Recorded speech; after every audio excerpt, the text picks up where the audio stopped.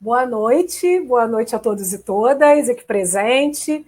Vamos iniciar mais um bate-papo gostoso de quarta-feira, né? Então, estou esperando para que vocês entrem. Eu sempre abro a sala com calma para a gente começar um bate-papo leve, gostoso, descontraído, mas que a gente aprenda e que a gente possa trocar as questões relacionadas à nossa área, né? A área de arquivos, que é tão cara a todos nós que gostamos desse diálogo, de participar, enfim, de falar diversos assuntos.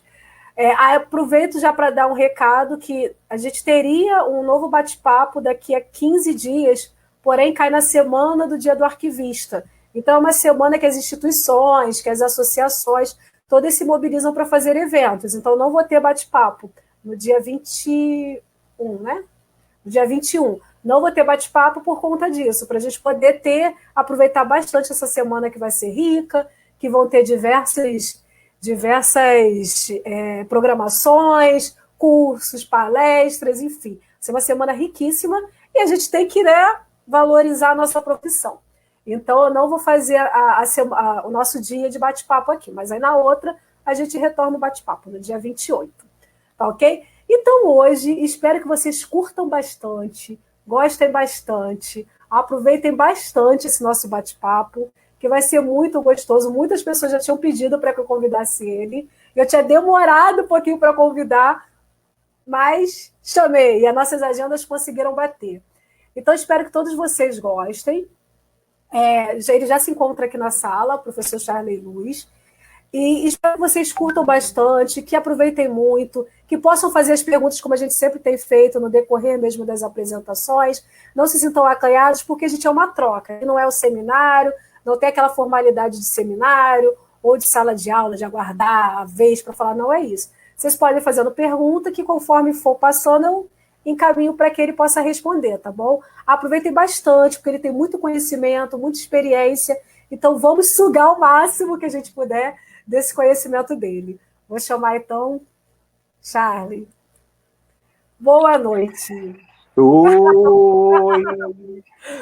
Tudo bom? Então, primeira coisa, eu gostaria muito, mais uma vez, já falei dos bastidores, né? Mas, mais uma vez, eu gostaria de te agradecer publicamente por ter aceito esse nosso pedido, para estar aqui com a gente, trocando experiência, passando para a gente o que você conhece. Que eu sempre falo o tempo todo, em todas as lives, eu acabo repetindo isso, que o conhecimento é feito a partir dessa partilha que a gente faz, é coletiva, né?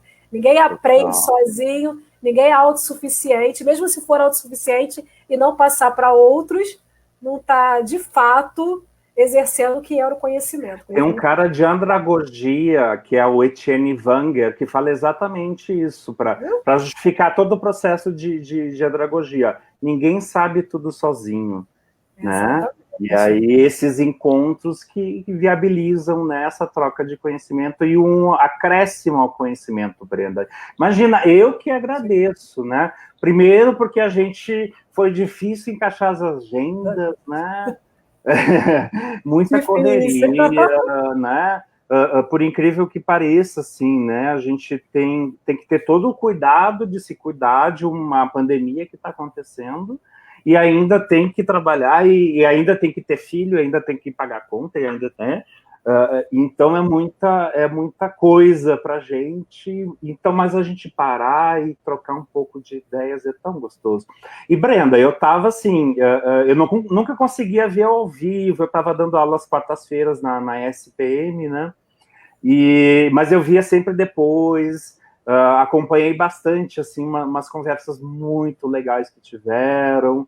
Né? Algumas depois então não podia participar, porque não estava ao vivo, depois não ia ficar comentando, estranho, né? Mas então o espaço agora, o momento é todo seu, sinta-se à vontade. É nosso. Vamos conversar um pouquinho, né? Eu acho que a primeira coisa que seria legal, essa coisa desse nome, né? A gente começou, tá, mas qual vai ser o nosso tema? Daí eu dei duas opções, né? A segunda, assim, um pouco mais dentro da caixinha, né? Que a gente até pega esse, ó, tem até linha temática sobre isso que a gente vai falar, né? E o outro que foge um pouco, porque exatamente abre a possibilidade para a gente abordar a informação como um todo, e aí dentro a questão da arquivologia, né? Porque também tem isso, a arquivologia, ela atende, né, hoje, pensando no mundo digital, né, uma determinada quantidade de informação de tudo que a gente tem no digital, né? Mas a única que, de fato, pode garantir a autenticidade continua sendo, né, a informação que está fixa nos documentos, né? Mas isso é um preceito paradigma, né, científico, e aí a gente pode começar a olhar também na prática, né, o que está acontecendo. Então, muita informação orgânica não é classificada como arquivística, né? Daí até numa das suas lives, não me lembro com quem você comentou, isso tem, isso a gente teria que pensar em informação com potencial arquivístico. É isso. E aí a gente fez um projeto muito parecido com a Ivna que está hoje lá no Rio Grande do Sul, que, aliás, o Rio Grande do Sul está virando o grande polo, assim, né, da pesquisa. O Moisés, que você conversou na semana passada, né? A Léo Líbia está lá, a Ivna foi para lá, né? Tem enfim, né? Tá virando um centro assim mais de pesquisa, e eu acho que também essa pesquisa do Moisés da web, ela é muito, né, fantástica, interessante, né? Então isso é muito legal. E então essa coisa do susto ao planejamento foi a nossa opção fora da caixinha, né? Adorei. Mas eu acho que ela faz muito sentido, né? Porque ela não veio por acaso, assim, né? Eu olhei, putz, vamos pensar como é que é essa questão digital para a arquivologia. Foi isso, foi um susto, né? E a gente vê isso até na literatura, assim, né? Sem fazer uma revisão de literatura aprofundada, assim, mas o que eu me lembro, né?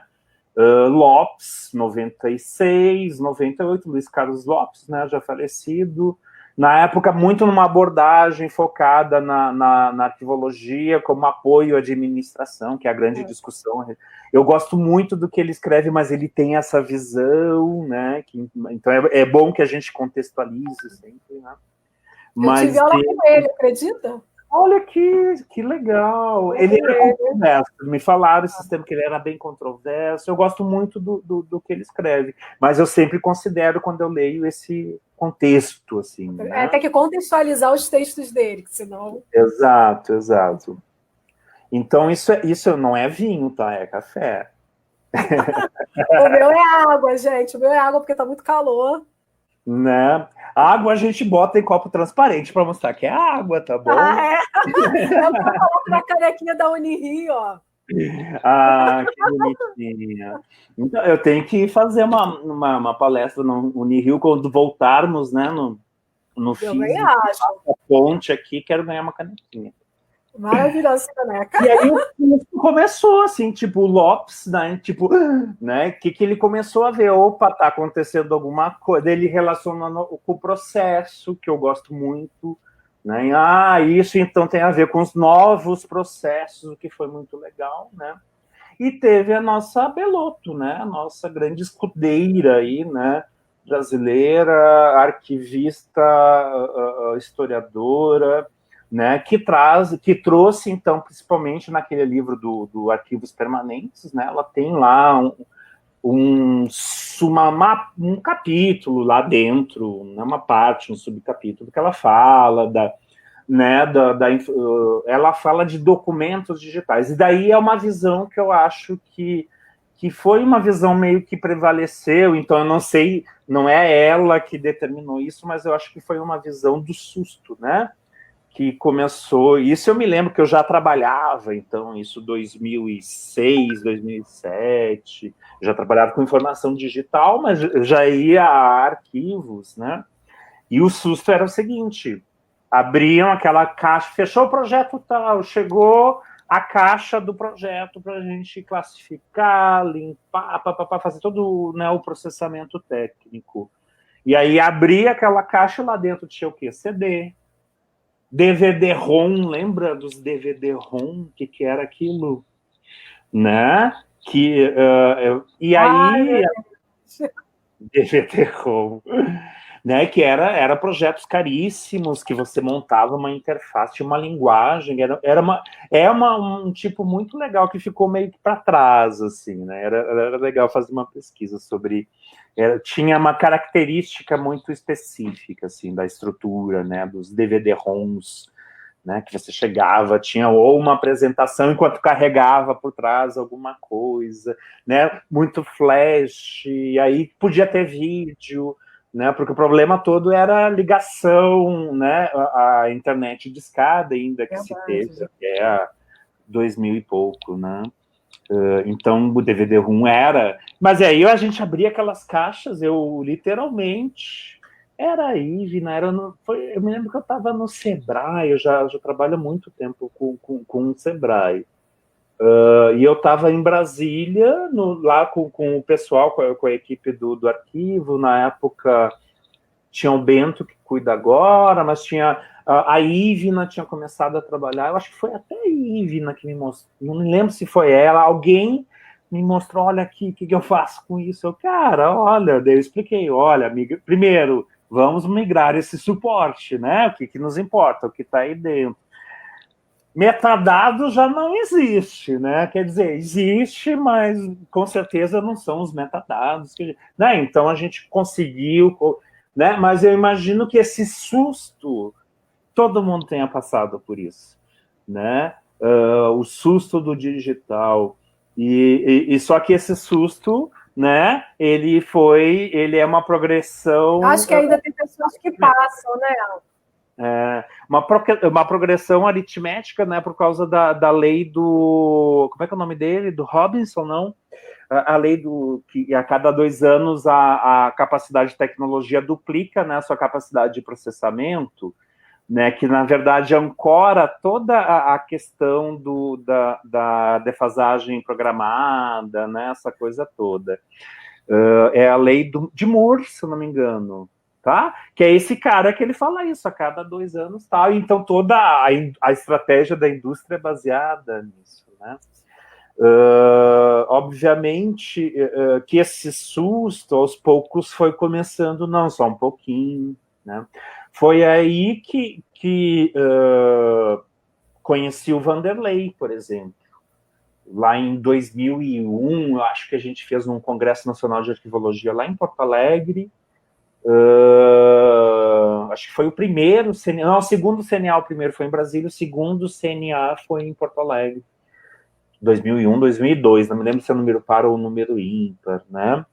E a gente... e aí que eu conheci o Vanderlei. Eu, é isso, meu.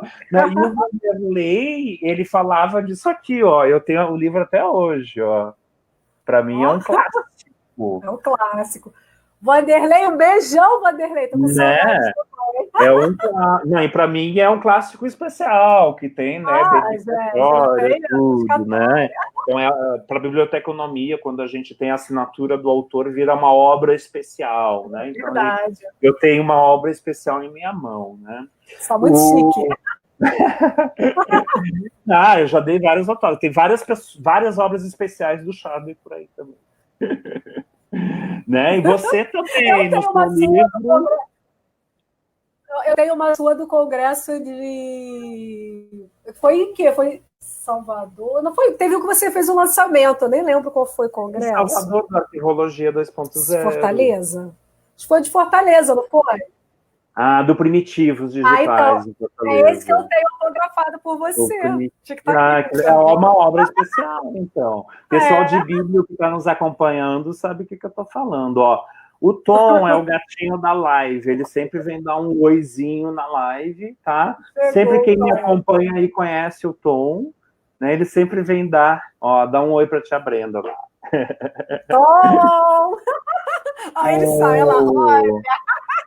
Gente, 6 meses, né, com animalzinho em casa. Tá bom, meu filho, vai lá caçar passarinhos na janela.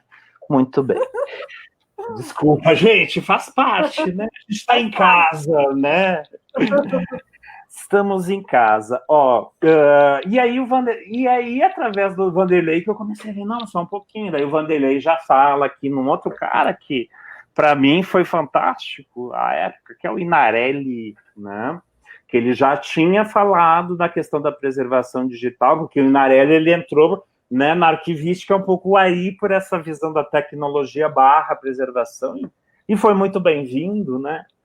E aí que eu vi que, oba, ainda bem que eu me encontro, assim, porque de alguma forma, né, naquela época era um curso novo lá em Porto Alegre, então o pessoal de tecnologia era um pessoal mais de tecnologia, não era um pessoal, né, o professor Rafael, que hoje também dá uma aula fantástica sobre sistema de gestão de arquivos, sem problema nenhum, né, mas naquela época a gente meio que aprendeu junto, mas o cara me deu uma visão ótima, que foi o que eu fui buscar na arquivologia, que é a parte estrutural da informação, Brenda, né?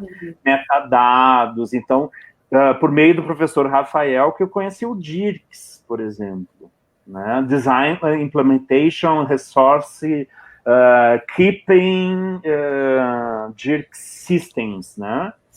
Que é desenhando e implementando sistemas de gestão de documentos, no caso, né? Que era do pessoal do Upward, né? Que depois veio a escrever o Record Contínuo, né? Então é meio que um embrião, né? Então, assim, mesmo que com algumas limitações, a gente tinha, né, essas informações a respeito disso, mas eu acho que o susto continua até hoje, na boa, assim. Eu acho, eu vi esse susto quando o Moisés falou da preservação de web, o pessoal, sabe, assim, opa, como assim, sabe? Ontem teve uma apresentação do Miguel Arellano, que ele estava falando de arquivos pessoais, aí também que eu notei, porque as pessoas não se deram conta de que o que elas estão produzindo em casa já fazem parte do acervo de cada um também, e que a gente tem que olhar, né? Então, acho que o susto ainda continua um pouquinho, sabe? Não mudou muito, não. Ó, o último susto que eu vi, assim... Acho que a gente domina mais a tecnologia junto ao arquivo. O último susto que eu fiquei sabendo foi sobre o WhatsApp. Circulou aí, tipo, como que a gente arquiva conversas de WhatsApp, né? Né? Então é uma coisa bem interessante, porque, por exemplo, eu estou fazendo um projeto agora que eu uso um grupo de WhatsApp como uma forma de apoio e tal, e aí eu tenho que tirar essa evidência, né, do grupo, e você exportar o conteúdo do WhatsApp, por exemplo, é um TXT. Então você perde os elementos gráficos, você perde um monte de coisa, né? Então não é assim preservar, né, um grupo do WhatsApp, uma conversa, né, enfim, do WhatsApp, né? Então tem que pensar um pouquinho nisso. Esse é um outro desafio, né? Então, sabe, então a gente está sendo também desafiado, né, a cada dia. E aí eu penso um pouco que aí a gente começa na literatura a chegar, eu acho que antes da gente estabelecer de fato algo mais forte, e aí a gente está falando muito da conexão Rio-Santa Maria, né? Que a gente vai ter autores do Rio de Janeiro e de Santa Maria trazendo de fato aí elementos epistemológicos bastante fixos para a área, né? A gente vai ter aí no meio do caminho ainda as normas internacionais que chegaram, né, meio que... Então, desde lá que eu conheci essa parte inicial, né, Vanderlei e tal, veio aí, eu acho que as normas que deram uma ajuda muito legal, a DIRCS, né, então a DIRCS sendo a prévia aí, né, do Record Contínuo, que depois virou a ISO, a 16363, né, essas coisas todas, assim. Então é muito legal a gente também se dar conta dessa visão do todo, né?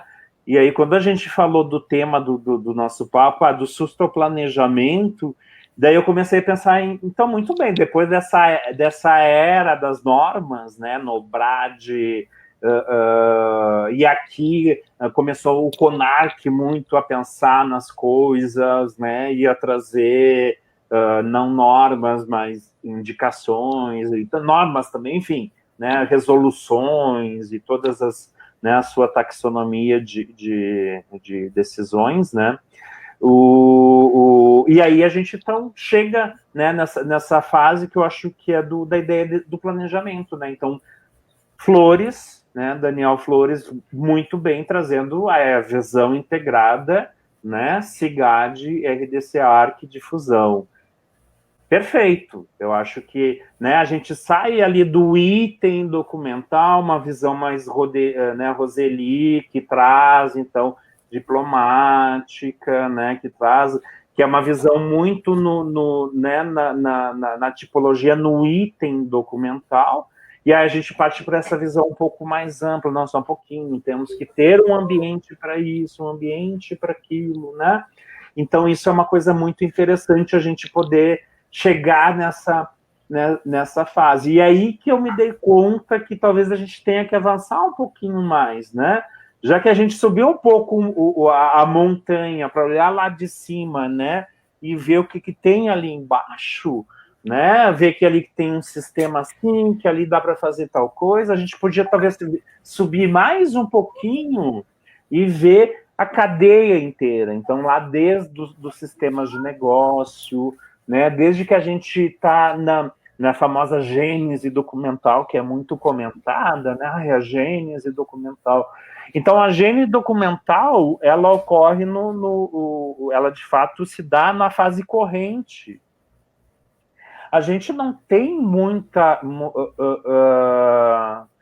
a gente não tem muita interferência, vamos dizer assim, né? A gente não tem muita anuência para entrar numa fase corrente de utilização de documentos, né? Porque a gente sabe, né? É fase corrente, está junto aos originadores, está lá para apoiar todo o processo, as ações que estão sendo desenvolvidas, assim assado, né? Mas, olhando para lá, a gente pode sim pensar em algumas coisas aí eu acho que a gente deixou mais para trás ainda, tá? Que é a visão da arquivoeconomia, que foi, então, que eu trouxe, né, nessa pesquisa, nesse lançamento aí covídico desse ano, né? Que foi um projeto Covid total. Desculpa, essa tosse é porque aqui em São Paulo tá muito seco, não é Covid. Ó. Não. Espero. Agora foi minha filha que apareceu aqui, gente. Desculpa. Não, beijo, gente! Não, vai, por favor. Gente, desculpa. Tô em live, Alana, tem aula. Tchau, gente da live! Viu o que eu falei? Não tem jeito, gente. Desculpa, casa, mas não tem jeito. Home office é isso. Não, em casa.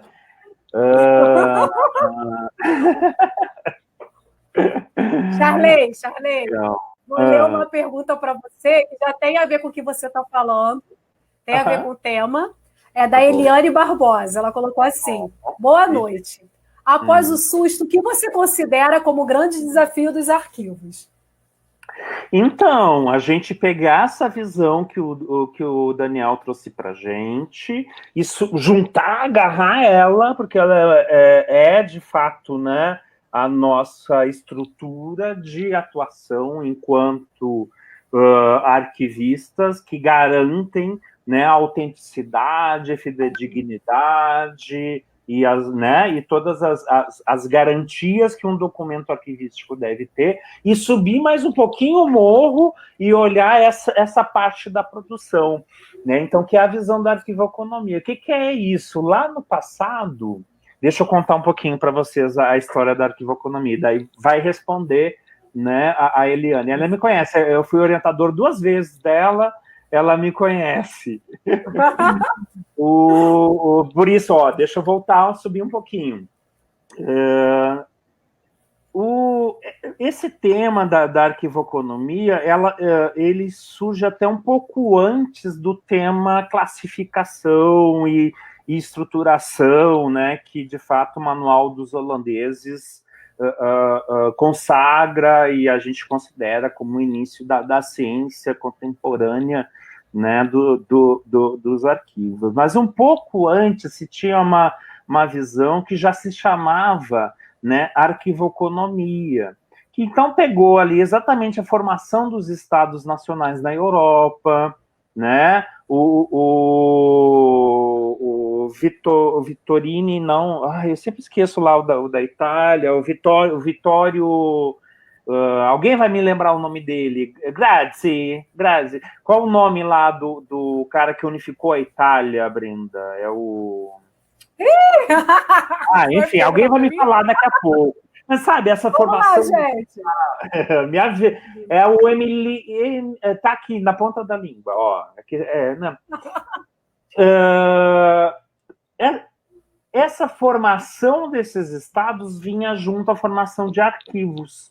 Então, a arquivoconomia ela foi muito forte nessa segunda metade do século XIX e início do século XX, então, ali, principalmente antes da guerra, tá?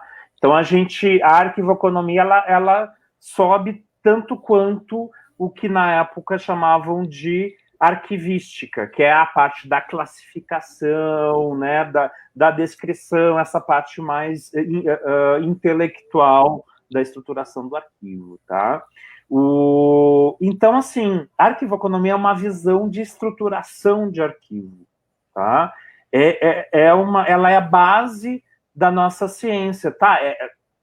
Do passado, mas ela é um fundamento da ciência arquivística moderna, tá?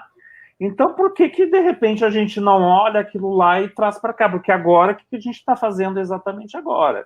Estruturando os arquivos históricos digitais do futuro, né? A gente está estruturando isso agora. Assim como lá no finalzinho do século, no começo do século, com a arquivoconomia, eles estavam estruturando os arquivos nacionais, os arquivos de Estado, tá?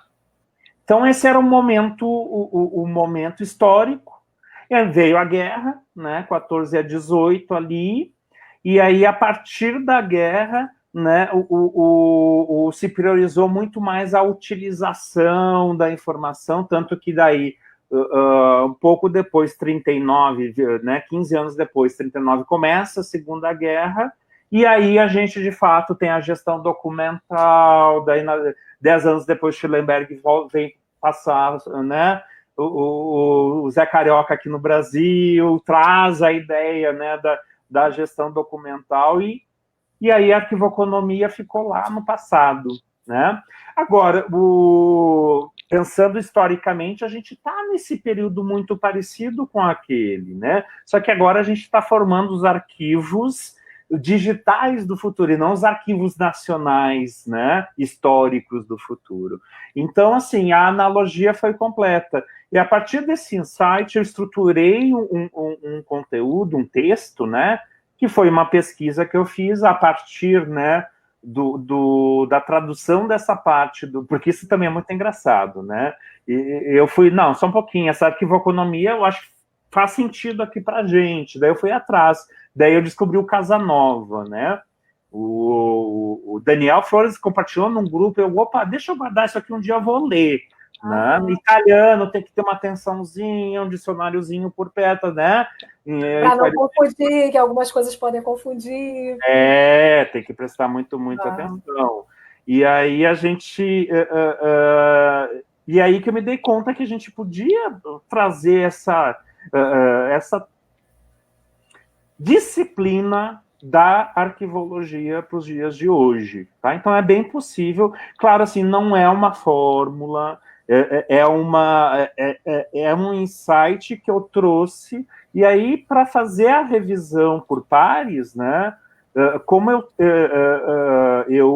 tô dentro, né, da academia, coordeno o curso de pós-graduação aqui em São Paulo, o curso mais tradicional de pós-graduação que tem aqui na cidade, né? Acabou o IEB já faz anos, as pessoas ainda falam, né? Mas o nosso curso ainda continua, né? Ele é um curso bem forte, todo semestre entra aluno, sempre tem gente de museu, de centros de documentação, né? Sempre tem aluno do MIS, do MASP, né, porque hoje está muito forte essa questão, né, de documentação de cultura, né, e está se gerando muita informação nesse sentido, então eles vêm, né, para esse curso. Então, ali a gente começa a possibilitar também essa visão um pouco mais macro de planejamento do todo, né? Então, a gente já tem disciplinas tecnológicas, a gente tem uma disciplina chamada CIGAD, uma disciplina, né, chamada repositório, gestão de repositórios digitais, né, arquivísticos, né? Então a gente tem já, né, e aplica essa visão. Mas eu, de alguma forma, assim, a academia, ela às vezes me impõe com alguns limites, né? Eu tenho mestrado. Como eu estou muito no mercado, eu por enquanto, eu estou priorizando minha aposentadoria, né? Já que o INSS vai ser impossível, né? Eu não tenho, né? Eu tenho que trabalhar bastante agora. E então, assim, não, o doutorado, para mim, é um objetivo de vida, né? Mas, por enquanto, né, a vida não me deu essa oportunidade. Então, eu não teria oportunidade de fazer essa discussão na academia, levar para revisão de pares dentro da academia, né? Puxa vida, o que eu fiz? Mandei para o Humberto, mandei para o Vanderlei, e aí foi uma coisa muito legal, que eu não sei, você já leu o Arquivo Economia Digital? Você me mandou. Começa muito legal, aquele prefácio do Inarelli, ele dá todo o espírito da coisa, que foi aquilo mesmo, sabe? A gente estava ali, era março, abril, essa coisa, a gente em casa, eu tenho esse texto, ele está quase encaminhado, deixa eu dar um amarrado, deixa eu melhorar. Mandei para eles, toparam. E, cara, quando vi, a gente estava fazendo ciência, né? Além... E tá muito gostoso, e tá uma leitura gostosa, aquilo que a gente estava falando, né? Tá para além dessas questões da academia, mas não quer dizer que não tenha qualidade, que é maravilhoso, né? É uma leitura fluida e traz muita coisa que a gente tem que repensar, e pensar e repensar, que a gente não faz, né? Você falou, você fez essa analogia, vamos dizer assim, e é fantástico, sabe? Acho que bom que você ainda não fez doutorado e pode se dedicar a escrever os textos assim pra gente.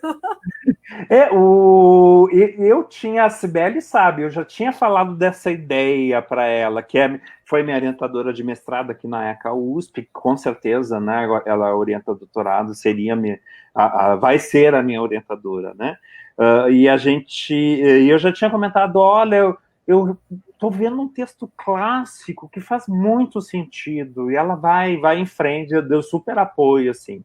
E foi muito legal, porque foi muito trabalhoso, porque é incrível, se você for pesquisar Casa Nova no Brasil, ele até que é relativamente citado, mas exatamente a segunda parte da obra, porque ele criou uma obra chamada Arquivística, tá? Que foi o que depois ele aplicou na Universidade de Roma, que é basicamente a base da ciência arquivística que a gente tem hoje. O que é o livro arquivístico? Ele divide em duas partes. Ele chama de arquivística pura, que é a parte que a gente cita muito no Brasil, porque ele conversa muito com diplomática, com classificação, e a primeira parte que não tinha quase nada no Brasil a respeito, né, do Casanova, que é o Arquivoconomia, né? Eu disse, não, mas só um pouquinho, né? Uma obra tão importante.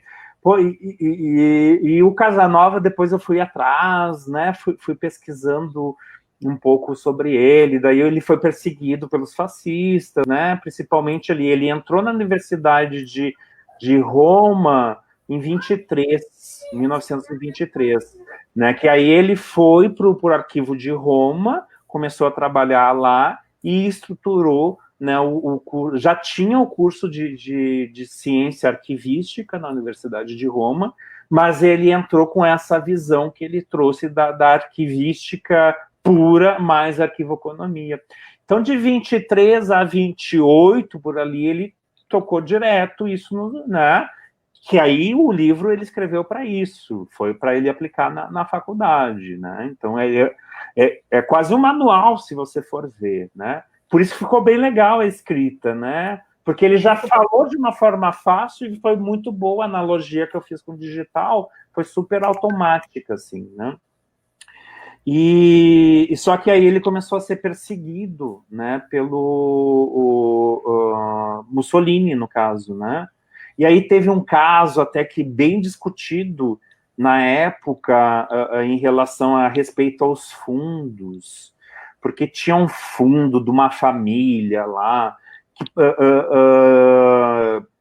que era assim, sempre foi uma família mais liberal na Itália, tal, e que aí o fundo ia acabar na mão dos fascistas, e daí se fez um movimento internacional para esse fundo ir para Oxford, né? Uma coisa, Inglaterra, né? Daí ele foi lá e um dos últimos trabalhos, né, arquivístico dele, né, em Roma, antes de ser aposentado, que foi o que aconteceu com ele, ele teve meio que sumir de circuito, né? Foi isso, foi esse parecer, né, sobre essa doação, e ele foi favorável à doação do acervo para a Inglaterra, e alegando questões contextuais mesmo, ele foi sincero, assim, achei super de boas, assim. Tô aqui vendo a minha filha, porque ela ia passando aqui de novo. Desculpa, eu coloquei ela pra lá. Aí eu coloquei ela pra lá. Daqui a pouco ela vem e a gente dá uma banadinha. E aí, Brenda, diga. Não, pode continuar, é só porque eu parei mesmo para fazer assim para ela, para não atrapalhar. Porque você estava é muito bacana todo o histórico que você está trazendo para a gente, entendeu? Aí ela ia atrapalhar, eu fiz assim. Desculpa. Mas é isso, né, sobre o Casanova, é isso, assim. E eu acho que, assim, de alguma forma, é uma ferramenta, então, que está parada né, no nosso... na nossa ciência, que a gente pode dar, né, essa atualizada. Claro, essa é uma visão que eu tive, né, e aí foi o trabalho que o Vanderlei teve, né, né, quem faz o pós-fácil é o que faz mais trabalho, né, nessas coisas nesse estilo que a gente fez, né, porque quem faz o pós-fácil, de fato, tem que tentar dar uma encaixada. Imagine se o doutor Vanderlei Batista dos Santos não iria fazer isso, né, e o que foi muito bom, porque ele foi lá recuperar também a evolução da arquivoconomia na tradição ibérica Espanha, porque foi isso, né? O forte da arquivoconomia na tradição ibérica foi na Espanha, né? Então, né? E principalmente a Antônio Herédia, né? Que já vem lá desde a década, né, de 70 até os dias de hoje, nos brindando aí né, com a sua ciência. E aí Nós temos aqui outra pergunta, tá? Vamos lá, depois eu falo o que eu quero falar. Ó, o tom, ó. Paula Cotrim. Ela coloca assim: para quem está vindo do susto do digital, que vem como um trator ultimamente, qual seria o passo a passo para fazer essa mudança do físico para o digital? Primeiro, assim, não é uma mudança do físico para o digital. De alguma forma, eu acho que o híbrido é algo que a gente vai viver sempre, né? E isso é mais assim uma observação histórica mesmo. O rádio, a TV não acabou com o rádio, a internet não acabou com a TV. Hoje está tudo muito misturado, né? Então eu acho que é mais ou menos isso, né, em relação às informações. Mas o que eu acho? Sim, são políticas diferentes, né? Diferentes.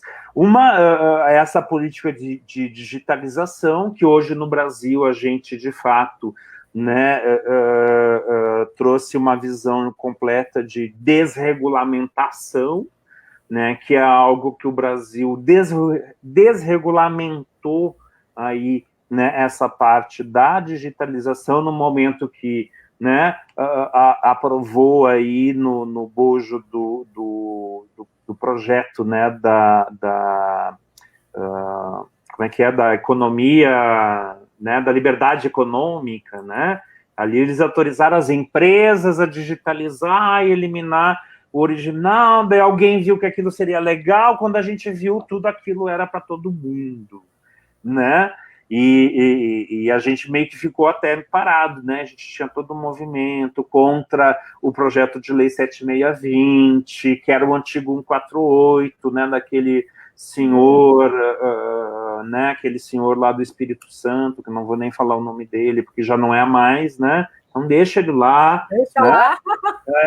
Deixa ele lá, porque, né, nos enrolou, a gente combateu aquilo e eles começaram a comer pelas bordinhas, né, fizeram ali um Inception dentro de uma lei, né, de algo que, né, e a gente sabe também que isso vem lá do Ministério do Planejamento, né, que isso já é uma discussão antiga, né, e que se fosse seguir os caminhos que fosse que era discutir isso no parlamento, né, ia de fato demorar.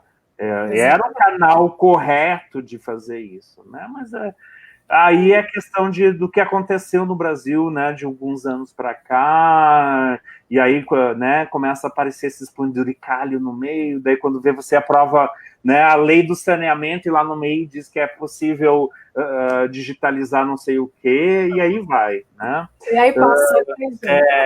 Né? E eu acho que então isso você tem que criar uma política, até que ponto é tranquilo e seguro adotar determinados processos, não sou contra, né? Você, desde que isso seja claro, declarado, registrado, processuado, né?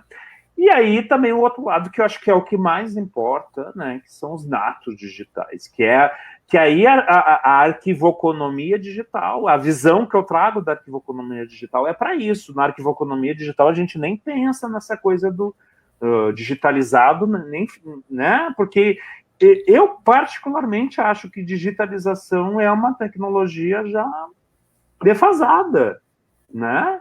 Ela foi maravilhosa nos anos 90, a partir de 99 até 2008, era tudo digitalizar, gente, vão contratar 10 milhões de digitalização para o ano, daí quando sair até a baratinha digitalizada, né? Verdade, de tudo. Né, dava de tudo, mas tudo bem, foi o boom, né? Agora, eu já não acho que né? Acho que já não é, então, assim, o Estado já tem que ser tem que ser 100% digital, né? Então, por exemplo, essa é uma questão que já está muito avançada. Então, eu tenho uma amiga minha que trabalha no Arquivo Municipal de Amsterdã, né, que foi uma amiga de infância, agora ela é arquivista lá, né? Então a gente troca ideias, né, a respeito disso. Eles já estão falando de common ground, né, Brenda? O que é isso? É uma estrutura, né, digital comum para suportar, né, os serviços de arquivos de estruturas sindicadas, né? Um troço muito louco que, né, que tem toda uma questão de estruturação de metadados, de planejamento e de arquitetura de informação, principalmente, né? E que eu estou pesquisando e que é uma loucura, gente, assim, e que é, assim, é a última moda lá na Europa, na arquivologia, discutir common ground, né? Então, e aqui a gente ainda não fala. Não, acho que, né, aqui a gente está falando de digitalização, né? Fala ainda, exatamente. Eu sempre falo que o meu sonho é esse. Assim, gente, ó, Pablo não tá, não, ó, gente, o trabalho que o Pablo faz é maravilhoso, ele é nosso evangelizador da digitalização, tá? A gente tem que ouvir muito o que ele fala da digitalização arquivística, é isso, né? Temos que ter essa política de digitalização e que seja arquivística. Eu acho que, né, se tem que indicar, indica o nome de alguém fera em digitalização. Cara, o Pablo, com certeza, ou quem ele indicar, com certeza. Tá bom? Verdade. Então, assim, né, não é... eu, particularmente, né, daqui para lá, né, aqui já... E aí eu prefiro, por exemplo, que chamar o Pablo, que é especialista, assim também como assim nessa estrutura RDCA, que SIGAD mais RDCA, que, cara, por que eu vou querer ir além do que o Daniel já trouxe para nossa literatura, sabe? Então, acho que ele já trouxe bastante, o Henrique já fala, ele já gera, né, já existe toda uma linha de pesquisa a partir disso, acho que está lindo. Então, não, né? Eu quero ver isso, eu quero ver o que o Pablo faz, eu quero ver o que o Daniel está falando, mas eu quero juntar isso e subir mais um pouco. Então, é isso que a gente faz com a arquivoconomia digital, né? A gente dá essa subida, assim, porque a gente olha lá na produção, na famosa gênese documental, né? A gente começa a estudar, né? Eu me lembro dessa palavra gênese documental. No primeiro semestre de arquivologia eu ouvi, ai, a gênese documental, gente, né? Ai, que lindo! Né? A gente tem umas palavras bonitas, assim, né? Na arquivologia. Aliás, às vezes eu acho que esse é um problema, né? De falar com o público final a respeito da nossa área, né? A gente usa, às vezes, termos, assim, que normal, não, né, não é muito comum, mas a gênese documental. E aí a gente começa a pensar, né, padronização de metadados, né, Brenda? Já pode começar de lá, né? Fazer o cross, como é que é o cross-selling, não, né? Quando o cross-dressing também não, né? Mas quando você, o crossover, né, que se faz. Que eu pego lá um metadado que, enfim, estão há anos usando o Dublin Core no site, ok, esse é o metadado deles, vão trazer para cá, mas daí vão fazer um depara com o nosso EAD, o nosso metadado, se der para descrição arquivística, vamos estruturar isso, e a partir daí entra o trabalho arquivístico. Isso é o que a gente tem hoje, né? O que é legal com a arquivoconomia? Né? Estamos planejando o arquivo digital do futuro. Então, assim como a arquivoconomia no passado, a gente planejava desde a prateleira. Cara, se você for ver, é isso. Ele fala, ó, a prateleira tem que ser assim, a ventilação tem que ser assado, o escritório de pesquisa assim, a sala do arquivista é assim. Ele dizia, o arquivista tem que ter o espaço dele. Era muito legal, ele defendia muito, né? E é a analogia básica, né? Isso a gente tem hoje no digital, por exemplo, né? Então a gente pega o modelo AIS. Qual é a sala do arquivista? Lá em cima, né? Planejamento, né? Do plano de preservação. A gente está ali embaixo, né? No admin, naquele desenho famoso, né? Do Daniel, né? A gente está ali na administração, na gestão. Então isso está tudo acontecendo, né? Nesses sistemas, e aí que é legal. Então tá, vamos planejar a casa, né? Então quando eles planejaram os arquivos lá, eles já sabiam que o ministério era um fundo que a partir daí juntava, recolhia, e temporalidades, já tinham muita consciência a respeito disso, valor primário, valor secundário. Aliás, por causa disso, ele criou o termo arquivo morto, por causa do valor secundário. Se quiser, eu falo daqui a pouco. O Casanova criou o termo arquivo morto, tá? Mas isso, então, ele pode ser planejado lá desde o começo, né? A gente não precisa viver no susto aqui, né? Então, vamos implementar nosso SharePoint. Então, tem que estar o arquivista lá junto com a equipe de UX, né? Com a equipe de processo, com a equipe de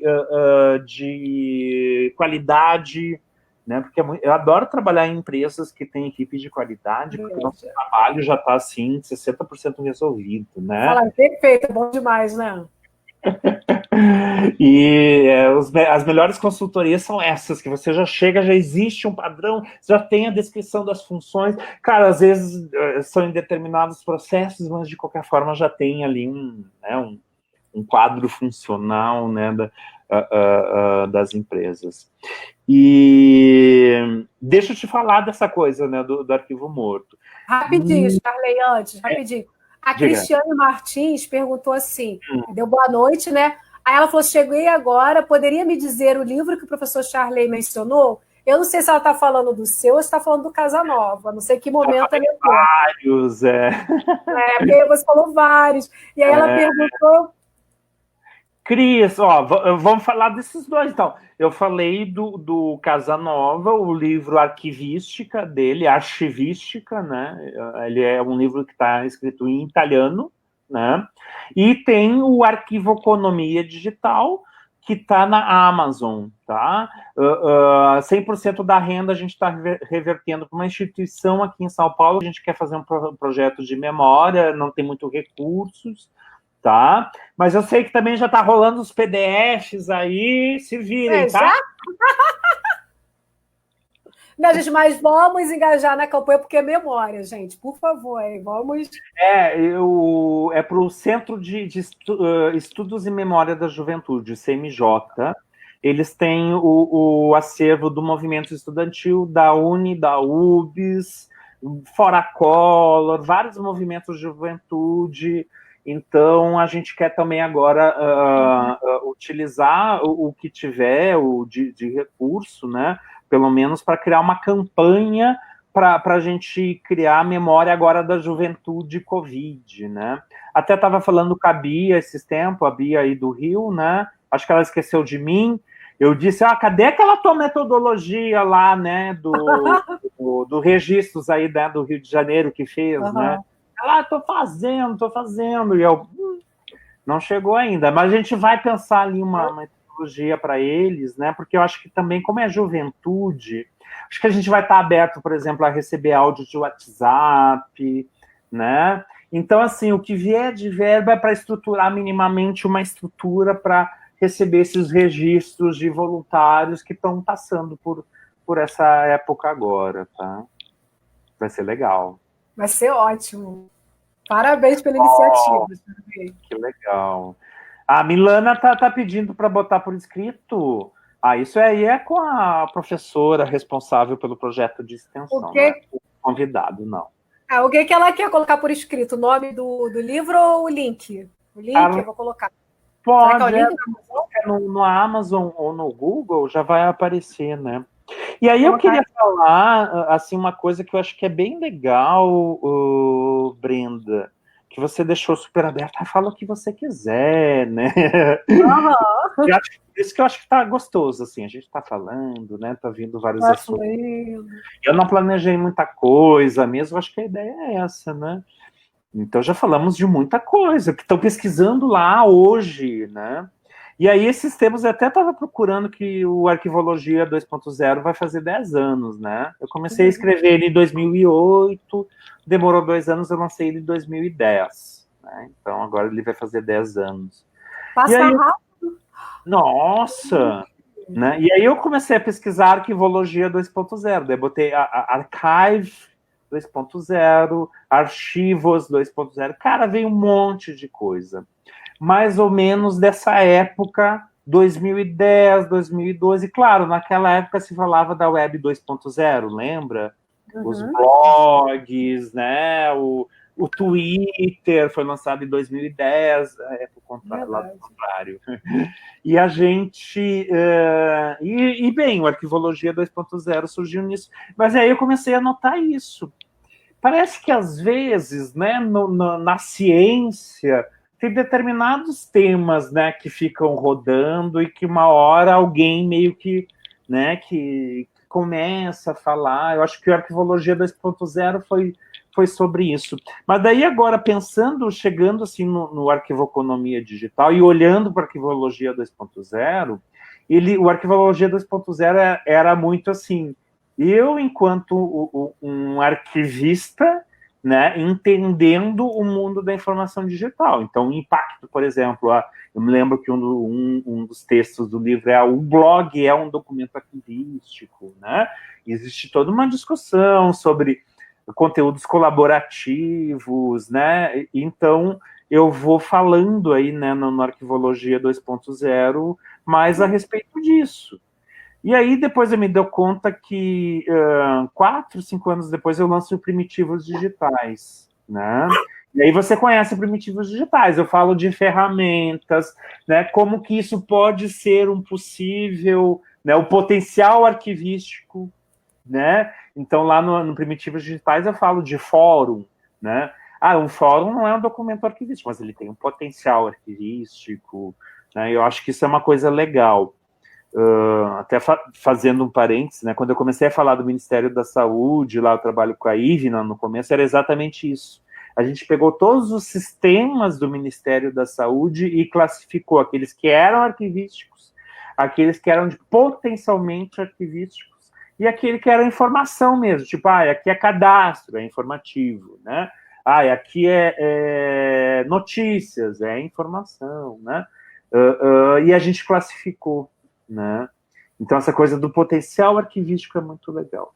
Mas daí, só para fechar, eu acho que a Arquivologia 2.0, primitivos, então, traz essa visão de ferramenta, e aí o Arquivoconomia pode ser essa coisa, essa visão do todo, né? Então, eu me instrumentalizei, e aí eu consigo subir e ver o todo finalmente, assim. Então, olhando de fora, é meio que a minha evolução, assim, que esses livros estão contando um pouco, né, essa minha evolução de pensamento, assim, também, né? Porque meio que aconteceu isso, assim. No meio teve o Ontologia 2.0, o Ontologia Digital Arquivística, né? Que é o meu outro livro, que ele, por incrível que pareça, está sendo mais citado na área de tecnologia do que na área de arquivo. Mas por quê? Porque ele está muito prático também, né? Então eu abordo a ontologia e eu trago isso, por exemplo, numa visão mais de aplicação na interoperabilidade, né? Então eu trago algumas coisas que dialogam bastante com tecnologia, né?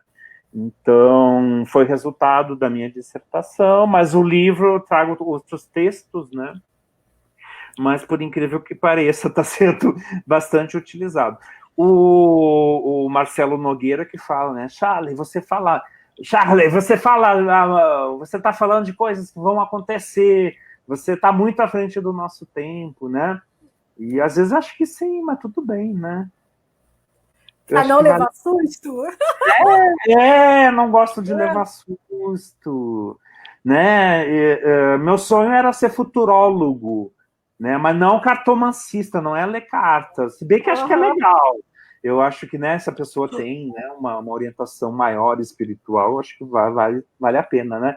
Mas eu queria ser esse futurólogo que pensa, puxa, né? Consegue imaginar, bom, hoje o documento é assim, daqui a 20 anos possivelmente possa ser assim. Mas você está sendo assim, pelos seus livros, a gente acompanha. E o que eu vejo é isso, a gente tem muita informação orgânica que não é pensada como arquivística e que possivelmente vai ser fonte de pesquisa no futuro, né? Porque a gente também não pode se iludir que é a única fonte. Não é. Arquivo não é a única fonte de pesquisa para nada, né? Pode ser uma principal, é a que a gente tem mais confiança, né? Mas hoje a gente tem, né, na historiografia, né, se você pega uma abordagem antropológica, o cara vai lá, fica pelado no meio dos índios para escrever sobre os índios, né? Tem é outro tipo de prova. No caso, olha que interessante. Agora deixa eu falar um pouquinho de experiência. Você sabia que prova e experiência têm a mesma origem etimológica? Olha, isso eu não sabia. Peri, tá? Então você vê assim, périplo, perito, que mais? Perigo, tudo quer dizer prova. Tipo, eu sou colocado, eu sou colocado à prova, é quando você não é testado, mas é quando acontece algo, sabe? Peri é um acontecimento, um fato, Então, a experiência, o que é? Você tira do peri, daquela prova que você está tendo, né? Olha só que interessante. Então, experiência tem tudo a ver também com arquivologia, tá? Então, porque, de alguma forma, o documento arquivístico registra as experiências que acontecem nas instituições, né? Na tomada de decisão, né? São microexperiências, cada processo, cada fluxo é uma experiência que está acontecendo ali, né? É um peri, né? Que louco isso, né? Ó, tem outro comentário aqui.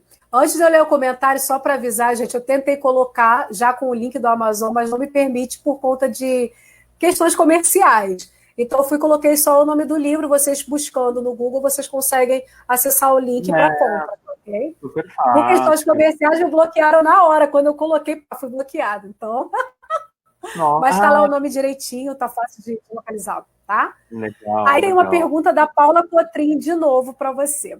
Já estamos na Web 4.0.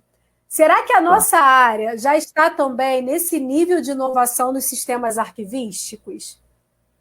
Olha, eu estou gostando muito que, por exemplo, o Tiana Durante está estudando blockchain. Fantástico, sabe? Eu acho que aí essa parte mais da nossa área, né, nosso ferramental ali, ele está evoluindo, sim, não está parado não, né? É claro, a gente tem aí o desafio dos dados, que é muito importante, né? E essa visão, né, Brenda, também quando eu falo o que é informação, o conceito de informação, né, também as pessoas ficam um pouco assim, né? Porque você vai lá naquela sequência, dado, informação, conhecimento, né? Daí você vai no conhecimento, no conceito de informação. Informação são dados carregados de significado, né? Variações do tipo, são dados agregados para ter sentido, alguma coisa assim, né?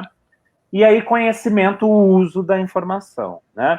Então, a própria palavra informação, ela já se relaciona com conteúdo, porque você imagina que hoje a gente acessa a informação através do conteúdo, tá? E o conceito de conteúdo é exatamente dar uma forma para a informação, tá? E a informação dá uma forma para os dados, né? Isso está quase virando conversa de bar, isso, tá bom? Mas é verdade. Mas é isso. Então, ó, a palavra informação, né? Informação. Você dá uma forma para os dados, né? Você pega dados e informa, bota numa forma que vai ser utilizado por alguém.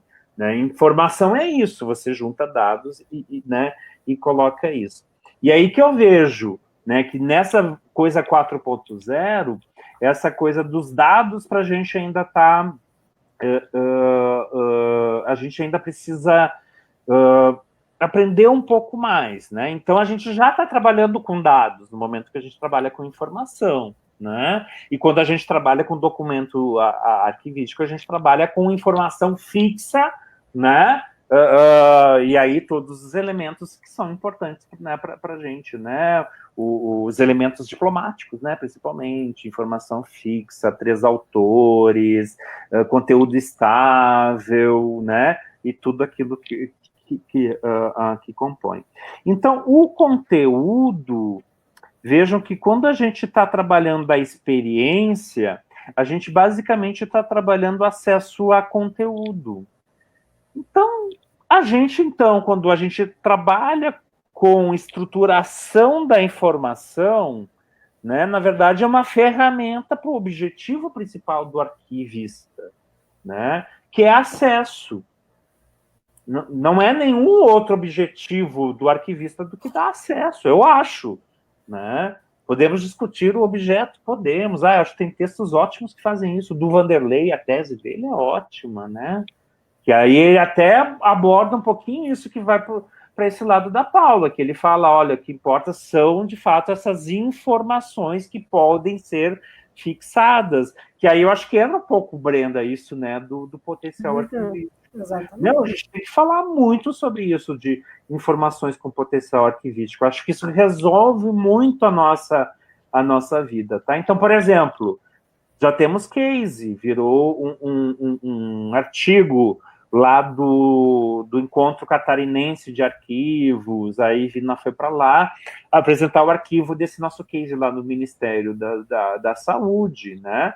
Que a gente pegou 600 sistemas, classificamos dentro da tabela, e além da classificação arquivística, né, do objetivo do sistema, a gente classificou também a saída desse sistema, e aí a gente viu exatamente, olha, isso é arquivístico com certeza, registração é arquivístico, ponto. Tem workflow, papapá. Tem potencial arquivístico, o quê, por exemplo? Site, né? Pode ser uma prova da ação de comunicação. né? E a gente até andou sabendo que quando troca governo, tiram Twitter do ar, apagam conta, detonam site, sabe? Né? Por isso eu achei muito legal a ideia do Moisés, né, de preservar propostas políticas. Gente, isso conta histórias fantásticas sobre, por exemplo, a evolução das plataformas, né, da direita brasileira, da esquerda brasileira, do centro, enfim, né? O uso dessa informação vai depender de quem vai fazer a análise. E aí, então, que eu volto, né? Documento arquivístico é uma grande parte, né, do que futuramente vai ser pesquisa, mas a gente tem que olhar, sim, para a rede social, né? Linha do tempo é um documento, é uma discussão que eu quero fazer muito com a Ana Carla, né, e com o Pimenta sobre isso. Eu até já combinei com eles, a gente vai... isso surgiu até num bate-papo aqui nessa sala sua, viu? Fizemos gente. Combinamos de fazer ciência. Depois você vai ser a nossa madrinha, tá? O que sair daí, você é a primeira a saber. Não sei o que vai sair. A gente combinou que vai falar sobre coisas, tá? Por exemplo... E fala, porque a gente precisa disso. Né? Por exemplo, até que ponto uma rede social é um documento?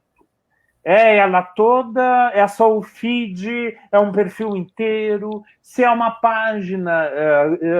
Enfim, temos aí um mundo para discutir. Acho que a gente vai fazer umas abordagens. Eu já separei material, né? Um projeto, porque assim, também, a velha coisa, né? Do tempo. A gente também tem que aproveitar uns tempos vagos para fazer isso, né?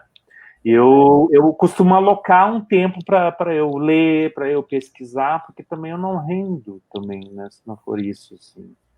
Que é a vida, né? É verdade. E é muito importante a gente falar sobre isso, que eu sempre voltando aqui daquela pergunta de que nem lembro quem foi que fez sobre a questão do susto do passado físico para o digital. Eu acho que a gente tem que não pensar dessa forma. Você falou muito bem, né, Charlie?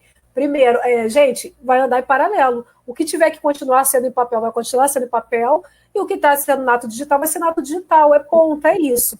E a gente tem que lidar com as duas situações, ou com todas. Se aparecer um novo documento, sei lá, um documento tridimensional, vai ser trabalhado também, porque se a nossa preocupação é isso que você falou, é tratar esse documento para dar acesso, independente da forma de registro, de suporte.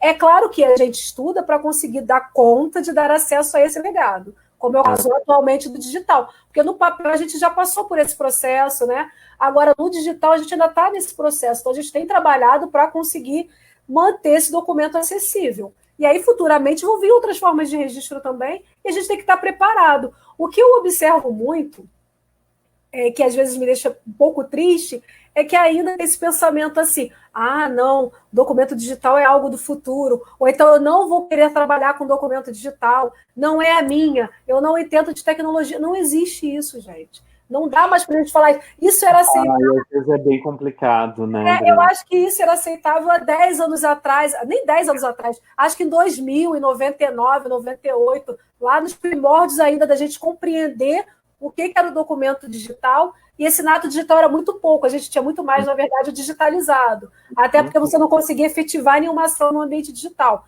Usava o computador com uma grande máquina de escrever, imprimia e efetivava no papel. Mas não é mais o que acontece hoje. De 2000 para cá, tudo é efetivo, tudo não, né? Não posso falar tudo, mas quase muita coisa é efetivada no ambiente digital. Então, não posso mais me negar isso. E a gente até pode ver os grandes, né, os grandes educadores nesse sentido, banco.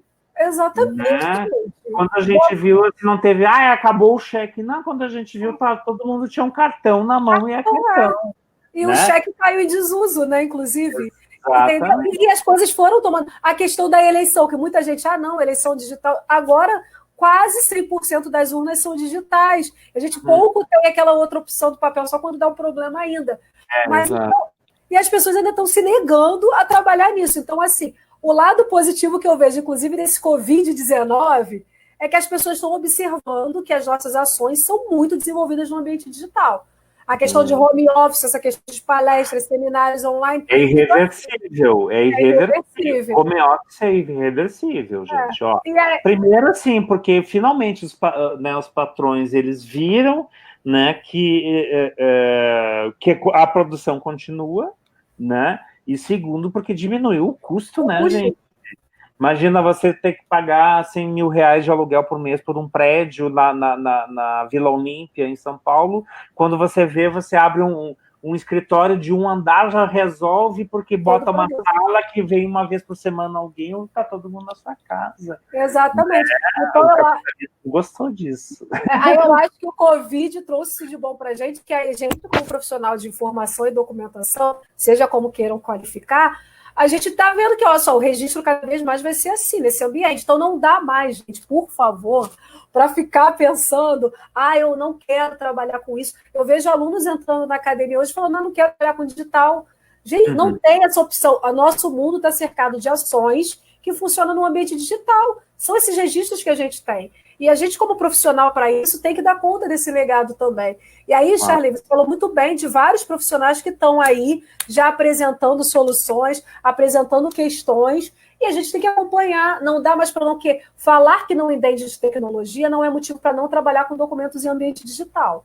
Uma coisa é você ser programador, desenvolvedor. Outra coisa é você ser um arquivista que domine muito bem a sua área para dar conta de dar acesso a esse documento produzido nesse ambiente digital.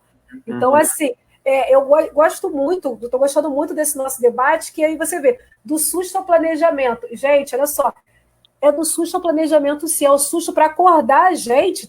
Acorda, que não dá para a gente deixar as coisas irem a lá Bangu, né? Como a gente costuma dizer, uma gíria.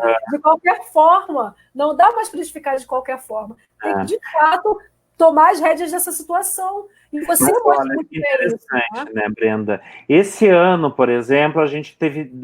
Agora, por exemplo, eu acho que o setor financeiro, ele estava tudo muito planejado, ele não teve que fazer nada para se ajustar para a transformação digital. E eu acho que essa semana eles chegaram num ápice, que é a coisa do Pix, né? O que é o Pix? É a ubiquidade.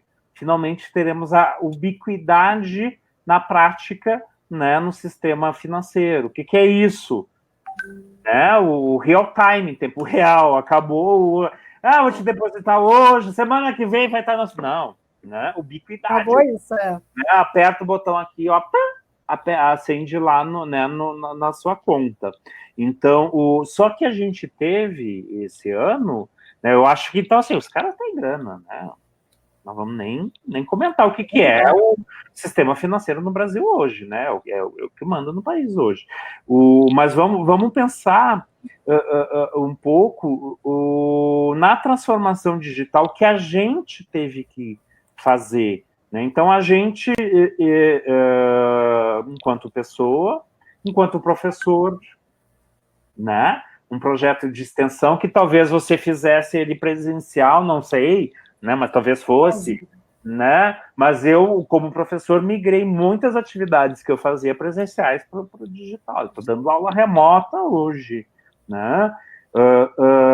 Essa transformação digital, ela ocorreu a fórceps também. Também tivemos esse sustão esse ano. Exatamente. Tá? Então, de novo, sustos, né? Então, qual foi o susto desse ano, por exemplo? LGPD, outro susto. Né? Vários sustos esse ano, né? Então, transformação digital na prática. O que eu vi? O que a gente tinha um problema, principalmente, de migrar pequenos negócios, né, para o digital. E aí a gente estava trabalhando com o Sebrae numa solução que chama Up Digital. Gente, joga aí Up Digital lá no site do Sebrae ou no Google, tá? É uma solução muito legal, que é de 10 dias, né, para fazer de fato a transformação digital, né? Então, o que a gente criou? Um método, né, onde esse empresário recebe conteúdo e é acompanhado para implementar essas ferramentas. Então, o que a gente fez aqui na feed, né? A gente... A pessoa só vem, passa e sai. A pessoa... A gente capacitou 500 empresas brasileiras em marketing digital para fazer essa transformação. E não é fácil, Brenda, porque a maioria deles, assim, eu fiz transformação digital de empresa de pet, de restaurante, de beleza. Agora eu estou trabalhando com cafeicultores, né? E todos eles têm que ver a sua presença digital, tem que repensar produto, né? Então a gente está tudo no digital, a gente tem que repensar aquele produto. E às vezes o empresário não pensa nisso. E a gente também, como serviço de arquivo, né? As bibliotecas estão fechadas. O que as bibliotecas fizeram, né, nessa transformação digital? Também chegou a força para os serviços de arquivo, a transformação digital, né? E aí essa abordagem de UX, de experiência, eu acho que é excelente. Então, quando a gente fala do 4.0, vamos pensar em experiência. E aí tem tudo a ver, prova, experiência, a origem é a mesma. Ó, nós temos aqui 3 perguntas. Você quer que eu leia as 3 de uma vez ou vou lendo e você vai respondendo? Sim. A produção, a Gabriela Aires, a produção aumentou, né? Pelo menos pelo app de comunicação. Ela colocou essa observação para a gente. Produção de... Ela colocou que a produção aumentou, né? Ela só colocou assim. Agora, nesse momento, a gente está gerando milhares de metadados. A cada segundo, a gente está sendo mapeado, a nossa fala, tudo é um grande metadado, a forma que está aqui na ferramenta que a gente está usando é outro que está lá, os metadados, né? A gente está gerando informação. Ó, a Milana Ferreira colocou assim, acho que as universidades... Ela perguntou, né? Acha que as universidades chegarão ao ponto de não receber mais trabalhos em papel? Já está acontecendo isso. A FESP, né? É particular, tudo bem, né? Mas a gente implementou, refizemos os passos, né? Da entrega do TCC, e aí a gente implementou com um sistema que todo mundo tem, que chama Pergamon, que geralmente tem na biblioteca, o workflow de revisão do TCC, porque daí se é acima de 9 já vira literatura da biblioteca, né? Que legal. Isso. Nossa, né? Ser então, papel... Também, assim, ser papel ou não ser papel não é uma questão de ser universidade ou universidade pública, é uma questão de procedimentos e regras. Se você mudar a regra do negócio, você fala, a partir de agora, os trabalhos vão ser aceitos em ambiente digital, ele passa a ser validado em ambiente digital. É uma questão de regras. É aquilo que a gente está falando, de planejamento. Eu planejei, a partir de agora, de ter essa estrutura, essa infra, todos esses metadados que têm que ser preenchidos, e a gente vai passar a receber em papel. Então, é mais do que pensar que vai ser uma universidade pública ou privada, é a questão de pensar nos procedimentos e regras. Né? É isso que você falava muito bem, a questão do planejamento, que a gente às vezes esquece, gente. Então, a arquivoconomia é para ajudar isso, tá, gente? Você vai ler lá na arquivoconomia, você vai ver, olha aqui, quando ele fala em escritório, isso é igual à definição dos metadados de tal coisa, sabe? Você começa a fazer essas pontes. E aí o final é um planejamento digital mesmo, entendeu? Nessa visão toda, incorporando a arquitetura da informação, Brenda, a gente precisa urgentemente falar de arquitetura da informação, porque a arquitetura da informação é uma ferramenta que a gente deve usar nos nossos serviços de difusão. A gente já usa a arquitetura da informação no nosso trabalho arquivístico, tá? Quando a gente fala em classificação multinível, que muito bem, né, o Daniel nos lembra sempre, fundo, seção, subseção, série, subsérie, né, item documental, documento, né? Aquela famosa classificação que a Nobrad fala nível 0, 0.5, nível 1, né? Isso é uma arquitetura da informação, né? E aí a tipologia documental ela é muito boa, que ela resolve as coisas lá naquele nível, né? Mas a gente tem que pensar nas outras camadas. As outras camadas têm que ser resolvidas também, né? E as outras camadas aí vão trazer elementos até temáticos, né? A gente pode pensar, então, em elementos de navegação, e aí começa a trazer essa questão da experiência do usuário, né? Porque o vocabulário controlado, ele é importante, de fato, para estabelecer o processo, para determinar né, é uma boa política, determina fluxos, mas a nossa linguagem é dinâmica, então, e os sistemas possibilita, né, que a gente entenda, por exemplo, o caso clássico, né, do reserva de carro, ou como é que é, pedido de automóvel, reserva de carro, ou, né, o caso clássico. Pode ser qualquer um deles. No digital pode. É só criar um anel de sinônimos.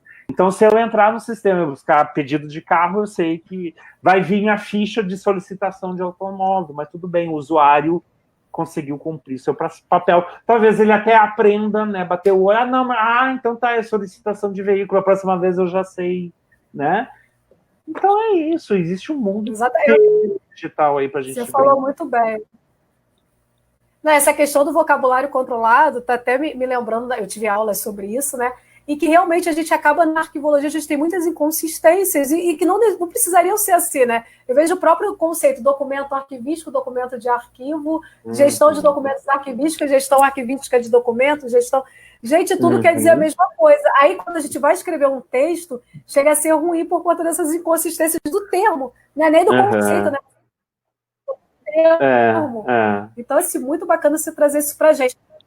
A gente tem mais 2 perguntas aqui. Eu adoro taxonomia, Gabriela... gente. Eu adoro taxonomia. E eu tenho pensado muito nisso, tá, Brenda? Antes da pergunta, só deixa eu comentar isso. Claro. Eu acho que quando a gente está falando exatamente desse ambiente de difusão, que a gente tem que pensar no produto de arquivo, por exemplo, né? Que uma coisa é você estruturar um arquivo, aplicar, fazer todo, né, o nosso trabalho de processamento que a gente tem que fazer. Outra coisa é pensar como que o usuário vai acessar aquilo, né? Então, você tem uma experiência aí com a Atom, que é uma experiência ok, mas que eu acho que ela dialoga muito mais com gente com um perfil como o nosso, ou de um pesquisador rádio. Não fala com o público final, entendeu? Então, é isso também que eu quero trazer no Arquivoconomia, eu falo sobre isso, né? Vamos falar de UX e arquitetura da informação, né? Que esse multinível não está muito claro. Geralmente a gente está falando ali no nível da tipologia, que atua ali no nível da tipologia, né? E a gente precisa subir um pouquinho mais, né? Eu sei que vamos, né? Vamos bater na minha cara por causa disso, mas tudo bem, vamos. Não, gente, eu não estou falando mal da tipologia, né? Tá? Não estou falando mal da tipologia, eu utilizo-a, né? Mas ela está dentro de um esquema maior de camadas de informacionais, só isso, tá bom? Então, ela como ferramenta arquivística, fantástica, mas ela não resolve o outro lado, né? Que é o lado do uso do usuário. Eu concordo com você, assim, eu sempre falo isso. A gente fazendo uma crítica à área como um todo, né? Nós pensamos muito nas questões técnicas do trabalho arquivístico o melhor possível, mas esquecemos lá do usuário, dessa comunicação com o usuário. Então, às vezes, o usuário vai pesquisar, e eu sei porque muito assim. A minha irmã, por exemplo, ela ainda tem facilidade de pesquisar, que ela é bibliotecária, então ela consegue achar tudo muito rápido.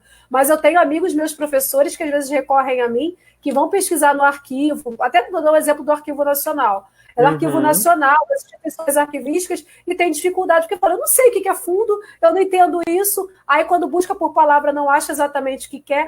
Então, assim, a gente às vezes faz uma ferramenta arquivística maravilhosa, mas na hora de dialogar com o usuário, a gente não faz essa interface de uma forma palatável ao e usuário. Aí que tá, eu como profissional, como consultor, eu estou exatamente na outra ponta. Então, também essa minha vista é uma visão daqui do outro lado, né? Porque eu, por exemplo, eu adoro trabalhar com busca, calibragem de busca. Foi o que eu trabalhei com iFood, eu trabalhei com o Sebrae na busca, calibragem da busca, indexação, a estratégia, né? A gente determina peso de texto, determina peso de título, cada atributo a gente tem que pensar, não é algo simples, né? A busca. Então, isso que eu acho que é legal também, a gente pensar nisso, e aí também lembrar que é multidisciplinar, né? Exatamente. Que não é o arquivista sozinho que vai ter que resolver essa coisa da busca, não, chama um cara de busca. É que eu me meto em indexação, taxonomia, busca, arquitetura da informação e experiência, né? Então, eu estou olhando todo esse lado da usabilidade, o lado de fora do balcão mesmo. E é isso que eu quero fazer, né? Porque eu acho que está bem... as coisas estão muito bem resolvidas, assim, do ponto de vista o que tem que fazer, o que às vezes a gente tem, né, Brenda? É a realidade do arquivo, que não tem recurso, que a gente não tem ajuda, aí é outra coisa, né? Aí, infelizmente, é uma realidade que a gente... quase que mundial, eu diria, né? Assim, se a gente for ver, essa dor é a mesma, né? Mas se a gente, pelo menos, ter claro, assim, esses caminhos, né?